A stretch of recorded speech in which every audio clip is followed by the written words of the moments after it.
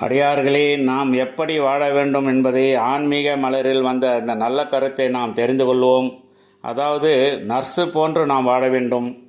தொண்டு செய்வது என்பது மனிதனுக்கு கிடைத்த வரம். விருப்பு வெறுப்பின்றி அதை நாம் சரியாக செய்ய வேண்டும். அன்றாடம் தன் வீட்டு வேலைகளை முடித்துவிட்டு மருத்துவமனைக்கு நர்ஸுகள் சென்று அன்போடு தாய் பாசத்தோடு அங்குள்ள நோயாளிகளை கவனிப்பார்கள். நோய்கள் குணமடைந்தவர்களை நல்ல விதமாக வீட்டுக்கு வழி அனுப்பி வைப்பார்கள். சில நேரங்களில் நோயின் தாக்கத்தால் இறந்துவிட்டால் உணர்ச்சி வசப்படாமல் தன் கடமையை சரியாக செய்வார்கள். இதுபோன்று நாம் அன்றாட வாழ்க்கையில் மக்களுக்கு நர்ஸு போன்று நாம் உணர்ச்சி வசப்படாமல் கடமையை உணர்ந்து நாம் தொண்டு செய்ய வேண்டும். இப்படி செய்தால் நாமும் நலமாக வாழ்வோம். அனைவரும் நலமாக வாழ தொண்டு செய்வோம். இந்த நல்ல தகவலை அனைவரும் தெரிந்து கொண்டு மக்கள் சேவையே மகேசன் சேவையாக நினைத்து நர்ஸு போன்று விருப்பு வெறுப்பின்றி மக்களுக்கு சேவை செய்வோம். திருச்சிற்றம்பலம் தில்லையம்பலம், திருச்சிற்றம்பலம் தில்லையம்பலம்.